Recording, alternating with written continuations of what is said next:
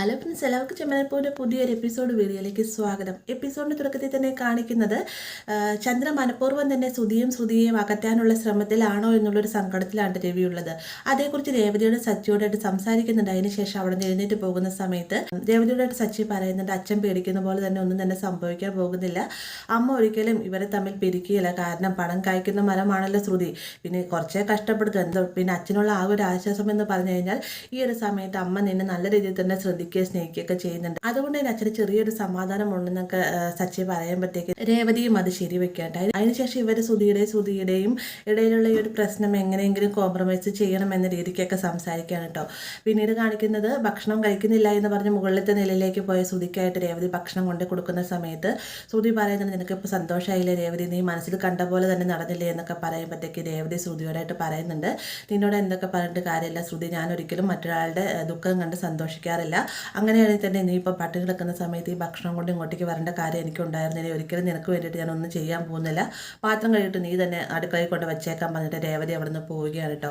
ഇതിന് ശേഷം കാണിക്കുന്ന രേവതി നേരെ വീട്ടിലേക്ക്, തൻ്റെ സ്വന്തം വീട്ടിലേക്ക് ചെന്നതിന് ശേഷം ലക്ഷ്മിയോടായിട്ട് സത്യങ്ങൾ പറയുന്ന സമയത്ത് ശരത്തും അവിടെ ഉണ്ടാവും. രണ്ടുപേർക്കും അതൊരു ഷോക്കാവുന്നുണ്ടെങ്കിൽ ലക്ഷ്മി പറയുന്നുണ്ട്, ഇവൾ ഇത്രയും കള്ളത്തരങ്ങൾ മറച്ചു വെച്ചിട്ടാണല്ലേ എൻ്റെ മകനെ മനഃപൂർവ്വം കള്ളനാക്കാനായിട്ട് പലതവണ ശ്രമിച്ചിട്ടുണ്ട്, എന്തിനു കൊടുത്താൽ കൊല്ലത്തും കിട്ടുമെന്നൊക്കെയാണ് ലക്ഷ്മി പറഞ്ഞുകൊണ്ടിരിക്കുന്ന സമയത്താണ് ശരത്ത് പറയുന്നത് കേട്ടോ.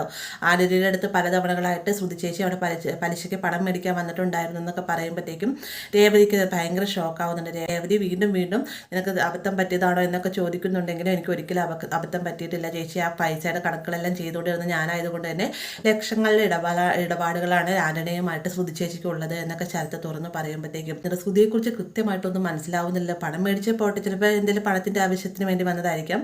പക്ഷേ ഞാനും എന്നോട് സച്ചിനോട് അത്രയധികം ശത്രുത ആന്റണിക്ക് ഉണ്ടായെന്ന് ശ്രുതിക്കറിയാം. പിന്നെ എന്തിനാ അവൾ വീണ്ടും അങ്ങോട്ടേക്ക് ചെന്നത് എന്നുള്ളൊരു സംശയം രേവതിയുടെ മനസ്സിലുണ്ട്. ആ ഒരു സംശയം രേവതി നേരെ വീട്ടിലേക്ക് ചെന്നതിന് ശേഷം സച്ചിയോടായിട്ട് പറയുന്നുണ്ട്.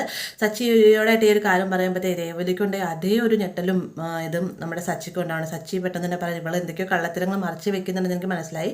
പക്ഷേ ആന്റണിയുമായിട്ട് ഇങ്ങനെ എന്തൊക്കെ ഇടപാടുകൾ അവൾ മറച്ചു വെച്ചിട്ടുണ്ടെന്ന് ആർക്കറിയാം. ഇവളെക്കുറിച്ചുള്ള ഒരുപാട് കാര്യങ്ങൾ ഇനി അറിയാൻ പോകുന്നതേ ഉള്ളൂ. ഇപ്പം അമ്മ അവളോട് പെരുമാറുന്നതിനേക്കാൾ വെറുക്കാനും ദേഷ്യപ്പെടാനുമുള്ള സാധ്യതയൊക്കെ കാണുന്നുണ്ടെന്നൊക്കെ സച്ചി രേവതിയോട് പറയാം കേട്ടോ.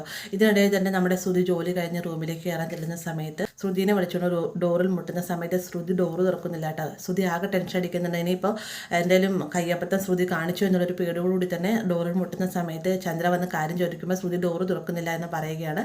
ചന്ദ്ര വേഗം തന്നെ ഡോറിൽ മുട്ടുന്നുണ്ടെങ്കിലും ശ്രുതി ഡോറ് തുറക്കുന്നില്ല കേട്ടോ. ആ ഒരു ഒച്ചയും ബഹളം കേട്ടുകൊണ്ട് തന്നെ സച്ചി രേവതി അങ്ങോട്ടേക്ക് വരുന്നുണ്ട്. രേവതി വന്നതിന് ശേഷം ശ്രുതിയെ വിളിക്കുന്നുണ്ട് കേട്ടോ.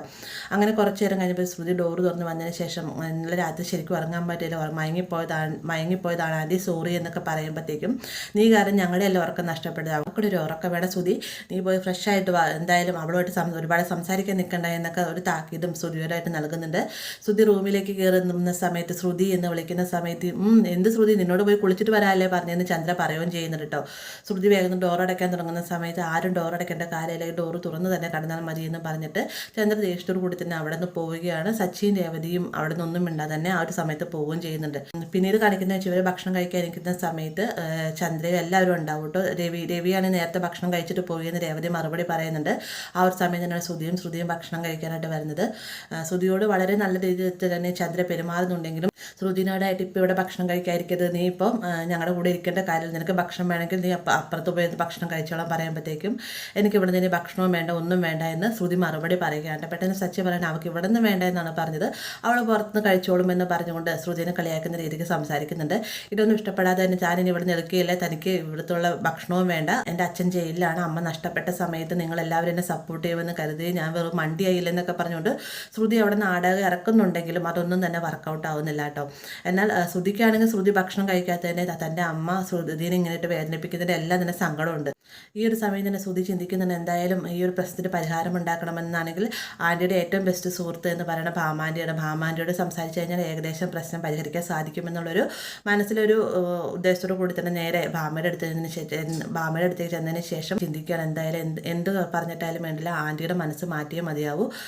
അതിനുവേണ്ടി ചെറിയ നാടകം കളിക്കണമെങ്കിൽ നാടകം കളിക്കാമെന്നും പറഞ്ഞുകൊണ്ട് ഭാമ വരുന്ന കാണുമ്പോൾ തന്നെ ഭയങ്കര സങ്കടത്തിലാട്ടെ ഞാൻ ചന്ദ്രാൻ്റീനെ എൻ്റെ സ്വന്തം അമ്മയെപ്പോലെ തന്നെ കണ്ടത്.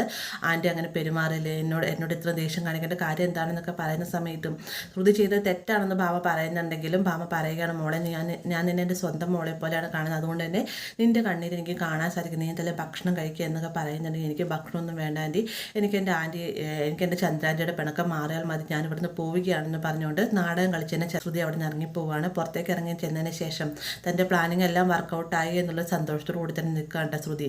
ഇതേ സമയം തന്നെ ഭാമയാണെങ്കിൽ ഏത് വിധേനയും ചന്ദ്രനോട് സംസാരിച്ച് ശ്രുതിനെ അകത്ത് കയറ്റിയേ മതിയാവൂ എന്നുള്ളൊരു ഉറച്ച തീരുമാനം എടുത്തിട്ടുണ്ട്. അപ്പോൾ ഇത്രയുമാണ് ഇന്നത്തെ എപ്പിസോഡ് ഉൾപ്പെടുത്തിയിരിക്കുന്നത്. കുറച്ച് ലോങ് ആയിട്ടുള്ള എപ്പിസോഡാണ് ഇന്ന്. വീഡിയോ ഇഷ്ടമായി കഴിഞ്ഞാൽ ലൈക്ക് ചെയ്യാനും കൂടെ ചാനൽ സബ്സ്ക്രൈബ് ചെയ്യാനും മറക്കരുത്.